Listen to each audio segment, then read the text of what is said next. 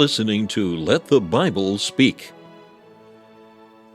Let the Bible Speak is the radio ministry of the Free Presbyterian Church. Stephen Pollock is the pastor of Free Presbyterian Church of Malvern, Pennsylvania. The church is located at the junction of 401 and Malin Road. Thank you for joining us today as Dr. Pollock opens the Word of God and lets the Bible speak. Let's turn our Bibles to the Psalm 46. We've just sang that psalm together. Of course, a favorite psalm of so many. It's one of those psalms that doesn't really need a lot said in terms of the preaching of it. It speaks for itself. And so it's just my privilege to turn our minds to this psalm, reflect upon some things that are certainly present in it to encourage our hearts. A great favorite, of course, of Luther. Luther enjoyed this psalm, based the hymn, A Mighty Fortress, upon the principles contained in the Psalm 46. The title is here, To the Chief Musician, for the Sons of Korah, a song upon Aramoth. God is our refuge and strength, a very present help in trouble.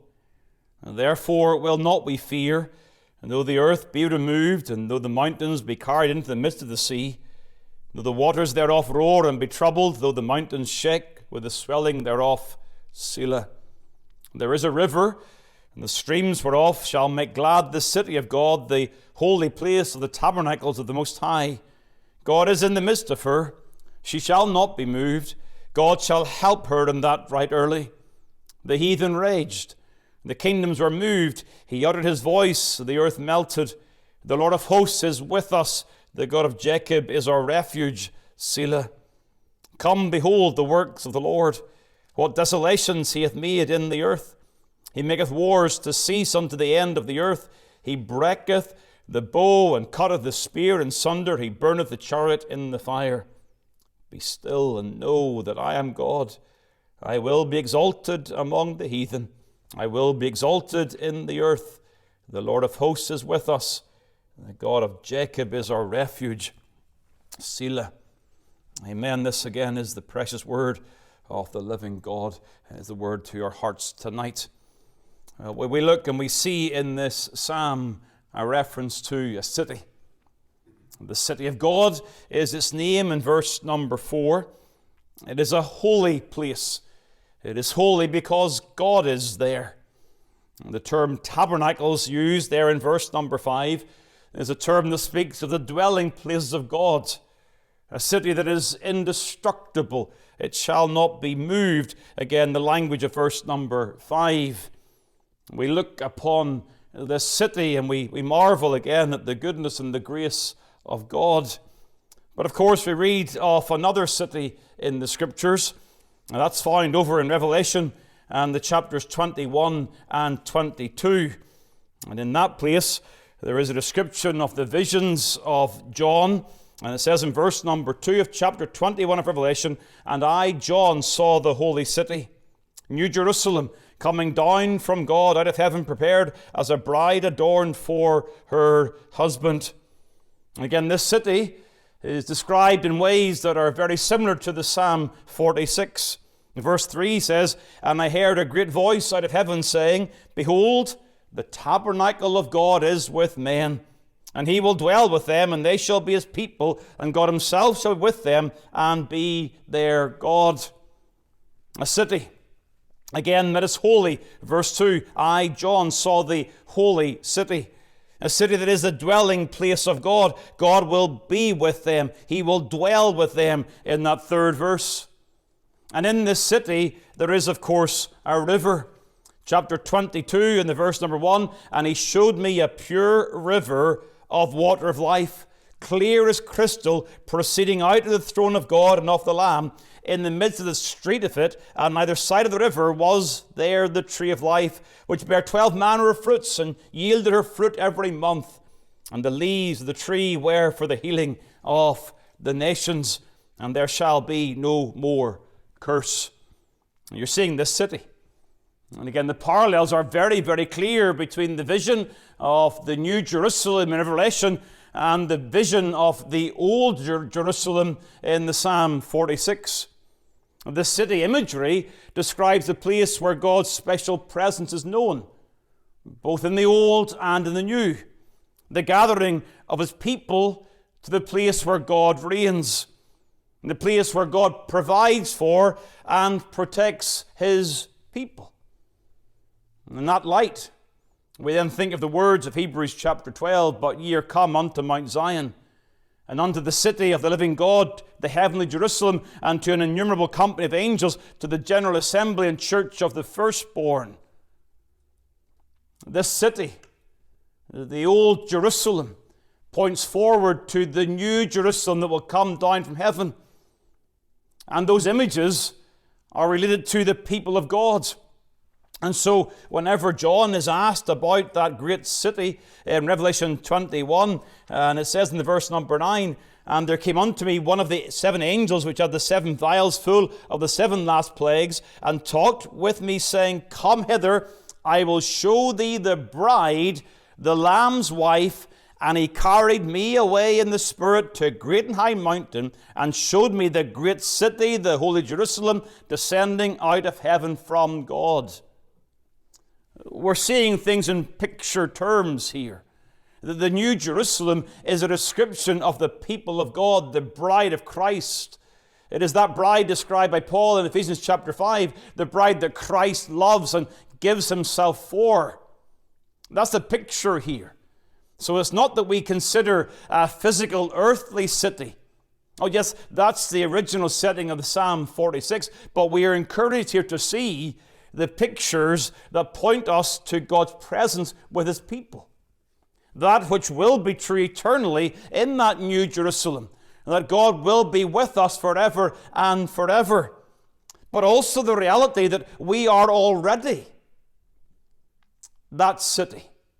We're already part of that church of the firstborn, that heavenly Jerusalem.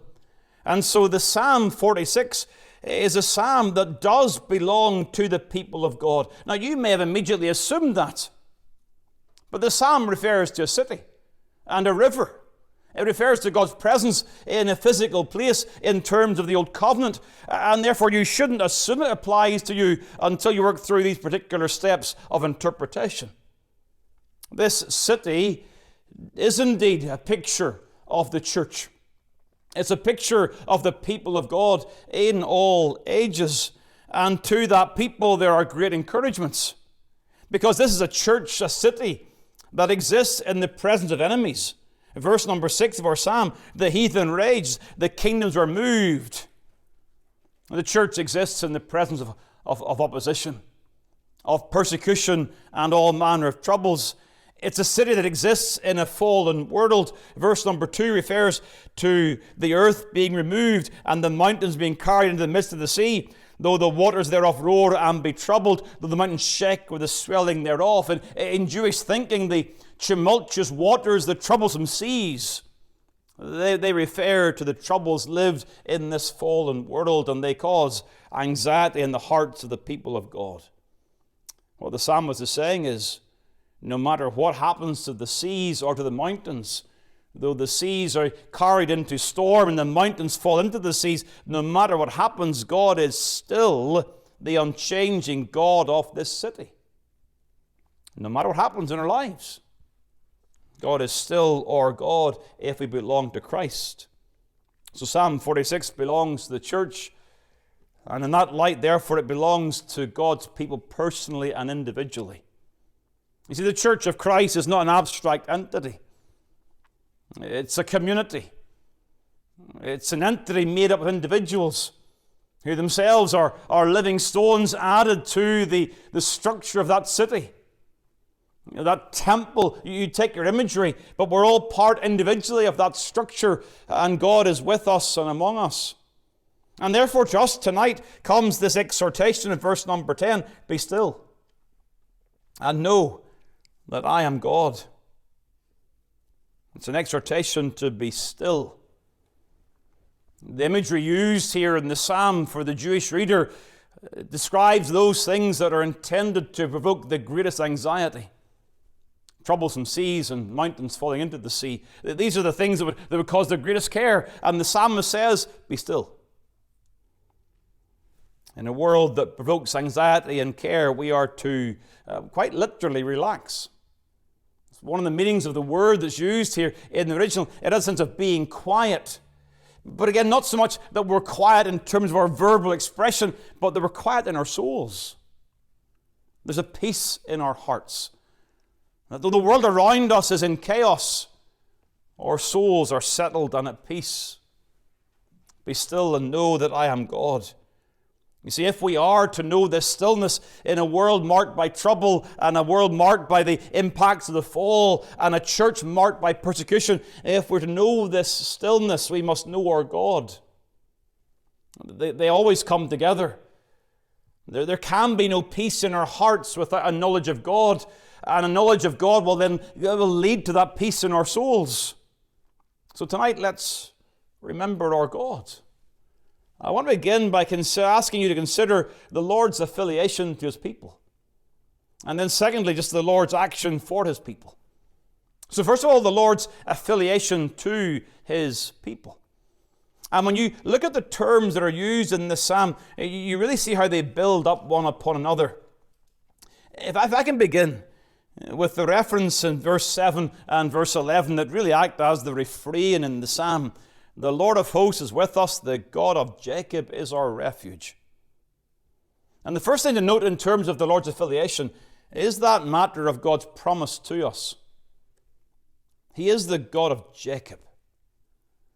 You know the situation here, the patriarch, the father of the 12 sons, who become the tribes of Israel. And thus this reference to the God of Jacob is an encouragement to Israel that He is the God of the covenant. He's promised to be their God. Again, I think that's why Revelation is so helpful when you see the language there. I will be their God. It's like the sealing of the covenant. All the way through the Bible is this language. God enters covenant with people and He will be their God. And that covenant is unbreakable. It's oath-bound. It's an oath-bound promise of blessing. And the promises of God stick. They're not transient. They're not like man's promise that can change due to unforeseen circumstances or due to a power higher than us. There is no power higher than God, and God foresees all circumstances. Therefore, when He says it, He will do it. And nothing can prevent God from doing His good and perfect will. So to be under the God of Jacob is to be under the promises of God. And again, I remind you, this psalm points forward to the New Jerusalem, and it points forward to the church in the New Testament. And thus, the God of Jacob is still our God. We're still recipients of those covenantal promises. The Lord is our God through promise. The promise of God to us. Secondly, the power of God for us. The Lord is also referred to here as the Lord of hosts. Again, in that refrain, verse 7 and verse 11, He is the Lord of hosts, and His strength is mentioned in verse number 1. God is our refuge and strength. It is the power of God for us. In Isaiah chapter 1, it says this, Therefore thus saith the Lord of hosts, the mighty one of Israel. The reference to the hosts here likely refers to the heavenly host. He is the Lord who rules and reigns over all the hosts of heaven, and it demonstrates His supremacy. He is able to rule over the angelic host in its entirety. Now, that's the Lord of hosts here. Of course, that term was used by David. David, as he fights the Philistine, he says, The Philistine, thou comest to me with a sword and with a spear and with a shield, but I come to thee in the name of the Lord of hosts, the God of the armies of Israel. And so there's that confidence. It's not just that God is powerful, it is that God is powerful for us. His promises are to us and His power is for us. He's not just a God of hosts, He's our God of hosts. The Almighty God. His promise to us, His power for us, His presence with us. Again, you've got verse number 1. God is our refuge and strength, a very present help in trouble. And of course, also then that refrain again, the God of hosts is with us. With us. Those two words, very present in verse number 1, really are wonderful when you think about them. The word present has a sense of something that can be found. It's findable. If something's present, you can lay your hands upon it immediately.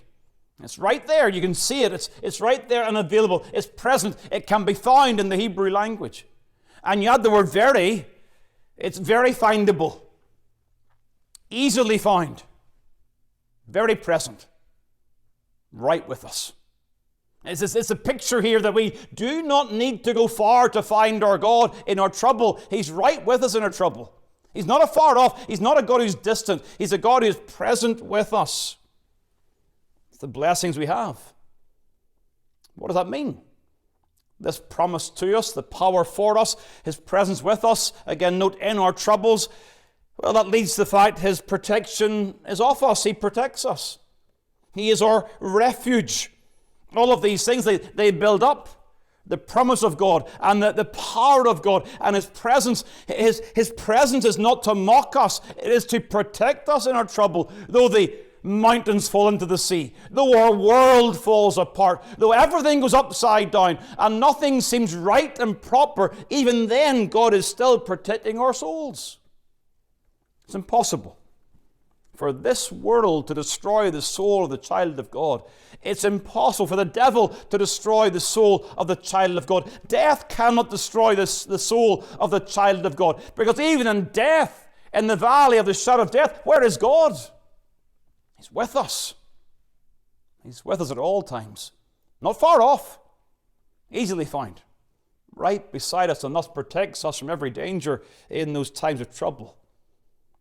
As present, He's also providing for us. There's got this reference in verse number 4 to the river. There is a river. And that river, of course, in Revelation, it feeds the tree of life, which bears fruit, which is for the healing of the nations. Again, you're seeing a picture here. This river makes the city glad. It's a river that nourishes and strengthens in our troubles. It's a promise, I believe, of the Spirit of God to provide every grace that we need for fruitfulness, spiritual fruitfulness, to be sustained in our troubles. We don't starve in our troubles. We're sustained by God. We don't become emaciated. We don't become dehydrated. We're kept by God in our troubles because this river supplies our every need. It's the sense that Christ comes alongside Paul. This thorn in the flesh, this messenger of Satan, but my grace is sufficient. I'll be your strength in weakness. You will not suffer loss in this trial, Paul. I'm there for you, this very present Christ. You see, all of this leads to God's purpose toward us. Verses 8 and following refers to God's purpose. Come, behold the works of the Lord, what desolations He hath made in the earth. He maketh wars to cease unto the ends of the earth. He breaketh the bow and cutteth the spear in sunder. He burneth the chariot in fire. Be still and know that I am God. Here's the purpose. I will be exalted among the heathen. I will be exalted in the earth. You see, God's presence with us for protection and provision is because His purpose is that He will be exalted in us and through us. God is with us, but He is for us. Because He is for Himself and for His glory. And if He fails to sustain the people of God in their troubles, then He ceases to be our God. And He cannot deny Himself. He is faithful to His own name. And therefore, His purpose for His own exaltation is a purpose that guarantees His preservation of His people. These are things, you know these things very, very well. But that's what this psalm is teaching. God has promised to be for us. His power is for us. His presence is with us. He protects us, provides for us. And His purpose for us is good. In our troubles, His purpose for us is good. Again, you've got to take this and apply this to your own hearts. I can only talk in generalities. I can't go around to all of you privately and say, this is true for you. You've got to do it yourself. I have to do it to my own heart. I've got to say, this is true for me. No matter what we find ourselves in, these things are still true if we're found in Christ. So that's the Lord's affiliation to His people. And secondly, then, the Lord's action for His people. Just one word. Verse 1, help. Verse 5, help. God is our refuge and strength, a very present help. That's His action. In verse 5, God shall help her. This word help, of course, it implies our weakness.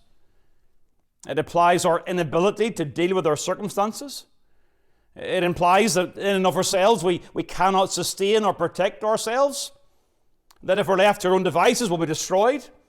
We will be in famine. We will be in destruction and ruin unto death. We cannot do this in ourselves. We need the help of God, and God comes in His action to be our help. Again, that's going to vary in different ways. He's going to come as our help, perhaps through a brother or sister who comes with a word of encouragement or a word of exhortation. Or He comes to us directly, perhaps in the Lord's Day, with a word from the pulpit. Or He comes alongside us as we read His word. Or He comes and touches us in our weakness, physical weakness, and strengthens us to keep on going for another day. Whatever the case may be, the Lord comes as our help. He does this in all circumstances. Again, we note the words "in trouble." Our troubles are no hindrance to God. They're no obstacle to God working. In fact, our troubles are the opportunities for God to show His strength. Our troubles are not too difficult for God. They are the times when God comes to our aid in wonderful ways. As a church, as an individual, as a family, in our deepest times of need, then the Lord comes near. And how often you hear that? People, when all is going well, they can walk with God, but when all is going badly, then how their walk with God is intensified. They're quicker to the Bible, and they're quicker to see what the Bible says to their hearts, and the Spirit of God is so near and dear to their souls. You see, the Lord is our help in all circumstances, at all times. If you like, at the right time. Again, you have this language in verse number 5, God shall help her, and that right early. Right early is really literally at the dawn of the morning. It has this sense that God's help is every day. His mercies are new every morning. Great is His faithfulness. His help is just available for us. We're not going to wake up tomorrow and find that God is not yet there for us. He's there for us before we need it. It's there for us before we wake. It's always there. That's the picture that's being used here. There's no time when we can rise before the help of God. His help is always there for us. Spurgeon says this: as soon as the first ray of light proclaims the coming day, at the turning of the morning, God's right arm shall be outstretched for His people. The Lord is up betimes. We are slow to meet Him, but He is never tarry in helping us. Impatience complains of divine delays, but in very deed the Lord is not slack concerning His promise. Man's haste is often folly, but God's apparent delays are ever wise, and when rightly viewed are no delays at all. Mercies are new every morning. That's the sense here. It's the wonderful provision of God. And we have to fill our minds with this. We can't let the devil lead us into doubts and distractions from these things. These things are true for the people of God. Hence we're told to draw near to the throne of grace, that we might receive mercy and find grace to do what? To help in time of need. We go to this throne of grace to find the help that we need. The text encourages God is a very present help in trouble. He shall help her, but we go to the throne of grace to obtain that help from God. You see, we're told, of course, in Hebrews, I will never leave you nor forsake you. So we can confidently say, the Lord is my helper, I will not fear what man can do to me. Hence, we can be still and know that Thou art God. A heart that is full of turmoil and anxiety is a heart that has perhaps forgotten some of the principles of God's goodness in their lives. They've lost out. And that recognition that if they know their God, they can know this beautiful peace and rest. It's just in conclusion, that's the first of our responses to these truths. Number one, it is rest. Stillness, be still. In light of these truths, be still, not marked by anxiety and fear and fretting, but marked by stillness in our hearts because we know God is our God. At the same time, we can rejoice. The river that supplies us in our needs in times of trouble is the river that makes glad the city of God. Again, we don't find ourselves in our troubles marked by grief, but by gladness. Gladness in the Lord and His goodness, confidence in His sustaining grace. It's all by grace. It's all by that glorious river, but it makes us glad. Spiritual gladness that though the way is dark and though the troubles are heavy, I have God with me. I have the eternal God with me. What can man do to me? From that, there is a wonderful resolution. Again, I had not really noticed the language of this in verse number 2, but it comes in resolution. Therefore will not we fear. It's like the psalmist is saying, we will not fear. It's not that we do not fear, it's we will not fear. It's a resolution, a determination in light of God that we will not tremble under the hostility of this world or the troubles of a fallen world. We're not going to fear today. We're not going to be marked by fear. We're going to be marked by, again, that sense of courage in the presence of God, which leads to that fourth. So rest, rejoice, resolve, finally the reassurance. The Lord of hosts is with us. The God of Jacob is our refuge. Followed by the Selah that encourages us to stop and pause and consider that. The reassurance that no matter what happens to the mountains and to the seas, God is with His people. He will never, ever leave His people. He cannot leave His people. He will not leave His people. He's with us now and will be with us forever and forever. Praise His name.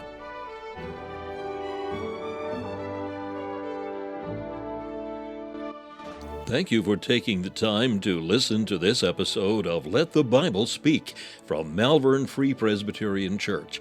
If you'd like more information about the gospel or the church, please call 610-993-3170 or email malvernfpc@yahoo.com. We extend an invitation to all to join us as we worship the Lord each week. You will be made very welcome. The church is situated at 80 Malin Road, Malvern, Pennsylvania, at the junction of 401 and Malin Road. We meet for worship on the Lord's Day at 11 a.m. and 6 p.m.